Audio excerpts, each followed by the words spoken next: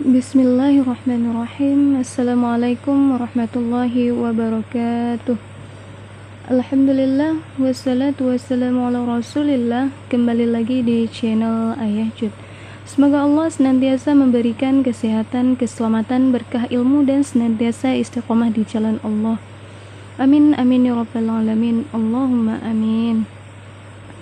Teman-teman, pada kesempatan kali ini saya akan membagikan materi tentang kisi-kisi soal, komponen, dan langkah penyusunannya berdasarkan FRFR.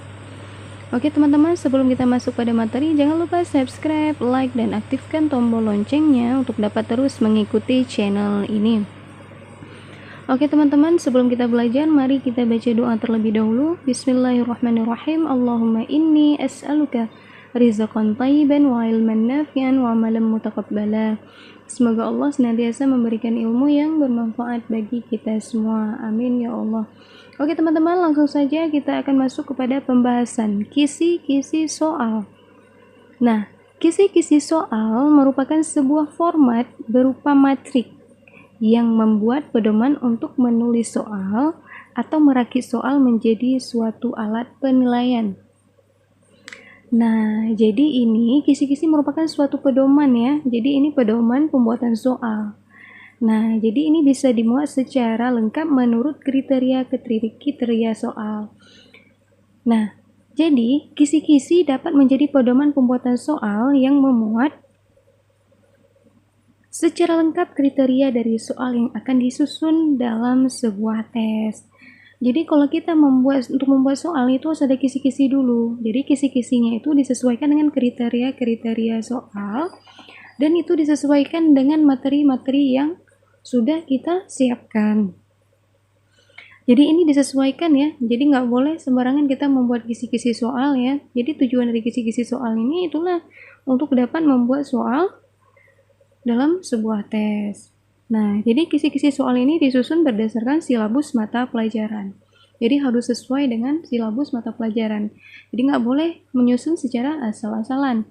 Nah, kemudian kita akan melihat bagaimana syarat-syarat dari kisi-kisi yang baik. Nah, jadi gimana sih syaratnya? Yang pertama, mewakili isi dari kurikulum atau kemampuan yang akan diujikan. Yang kedua, soal-soalnya dapat dibuat sesuai dengan indikator dan bentuk soal yang ditetapkan. Yang ketiga, komponen-komponennya rinci, jelas, dan mudah dipahami. Nah, inilah yang menjadi syarat dari kisi-kisi yang baik. Jadi, kisi ini adalah mewakili isi dari kurikulum ya. Kurikulum itu mewakili isi dari kurikulum itu apa saja, jadi sudah terwakilkan oleh kisi-kisi ini. Kemudian soal yang dibuat sesuai dengan indikator. Nah, jadi sesuai dengan indikator soal ya, sesuai dengan indikator soal. Nanti saya juga akan membahas tentang indikator soal ya. Kemudian komponen-komponennya rinci. Nah, jadi komponen-komponen setiap sub kisi-kisi itu ada komponen. Jadi komponennya itu harus dibahas secara rinci, mudah dipahami dan jelas. Jadi gitu ya, teman-teman.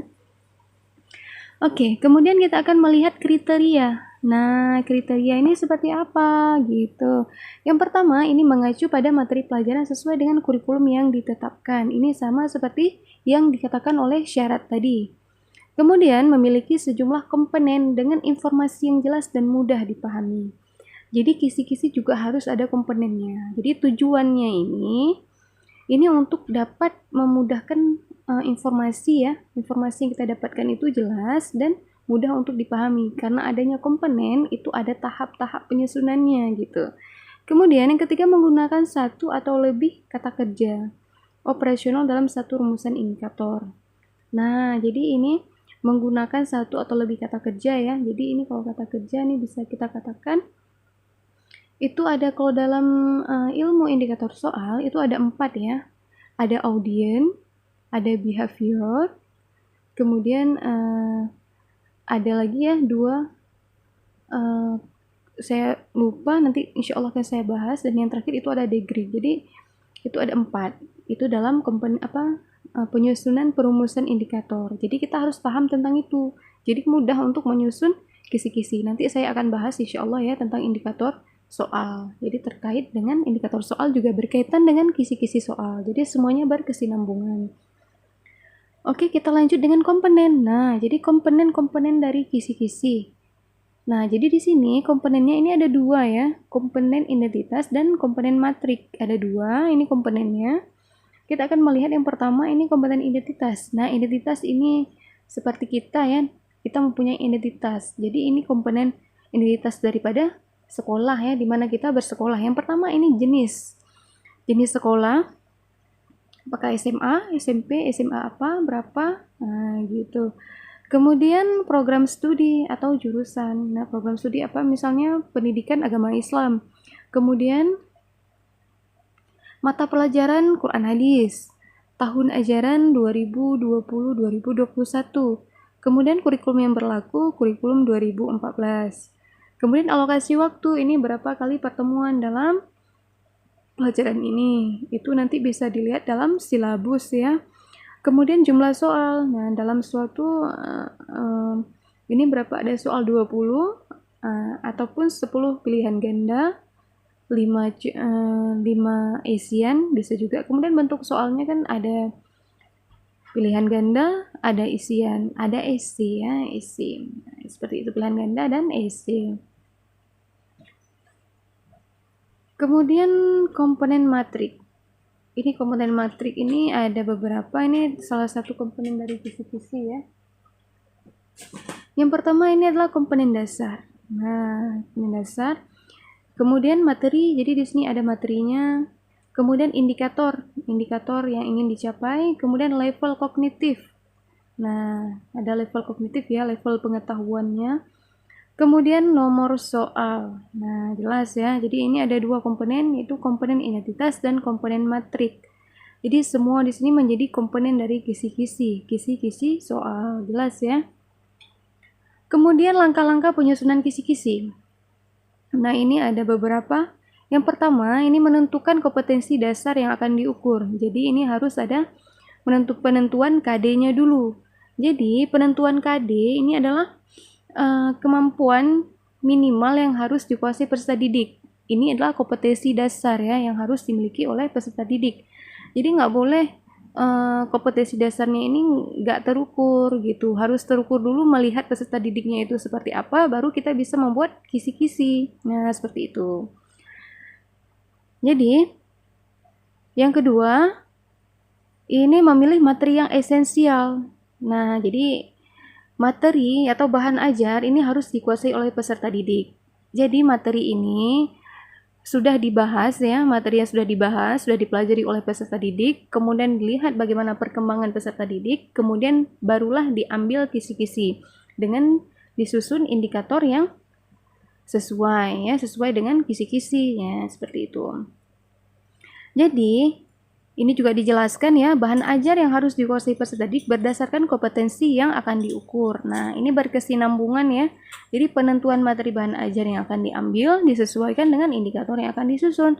Nah, jadi kan ini kan berkesinambungan ya dengan yang di atas tadi. Nah, berkesinambungan, jadi bahan ajarnya harus dikuasai peserta didik berdasarkan kompetensi yang diukur. Dan kompetensi yang diukur ini harus ada. Ini menjadi kemampuan minimal yang harus ada pada peserta didik. Kemudian yang ketiga, merumuskan indikator yang mengacu pada kompetensi dasar. Nah, ini perumusan indikator ya. Jadi di sini berisi perilaku, ciri-ciri perilaku yang dapat diukur. Dan ini bisa menjadi petunjuk untuk membuat soal. Nah, perumusan indikator ini bisa dilihat materi ataupun level daripada kognitif. Jadi bagaimana tingkat pengetahuannya peserta didik, itu kita bisa melihat ya, karena kita guru yang mengajarkan, guru yang mentransfer ilmu. Jadi kita tahu bagaimana perkembangan level kognitif peserta didik kita. Jadi seperti itu teman-teman. Jadi inilah langkah-langkah penyusunan kisi-kisi. Sebelum membuat kisi-kisi, jadi inilah langkah-langkah yang harus kita telusur dulu ya sebagai seorang guru. Yaitu yang pertama, kita tahu kompetensi peserta didik ya, kompetensi dasarnya. Kemudian materinya esensial. Kemudian yang ketiga, indikatornya mengacu pada kompetensi dasar sesuai dengan level kognitif. Oke. Syukran, jazakumullahu khairan katsira. Semoga ilmunya bermanfaat bagi kita semua. Apabila ada kesalahan dalam penyampaian, itu semata-mata datangnya dari saya, dan apabila ada kebenaran itu semata-mata datangnya dari Allah. Oke teman-teman, sampai di sini dulu pembahasan kita tentang kisi-kisi daripada soal. Insya Allah saya juga akan membahas tentang indikator soal. Jadi berkesinambungan ya antara kisi-kisi dan indikator soal. Jadi kisi-kisi dan indikator soal ini tidak bisa dipisahkan. Jadi berkaitan erat karena ini berkaitan dengan soal ya. Seperti itu teman-teman. Jadi insya Allah akan ada video-video selanjutnya. Silahkan disimak terus, dan untuk dapat notifikasi dari channel ini, jangan lupa subscribe, like, dan aktifkan tombol loncengnya untuk dapat terus mengikuti channel ini. Oke teman-teman, saya akhiri. Wabillahi taufiq wal hidayah. Wassalamualaikum warahmatullahi wabarakatuh.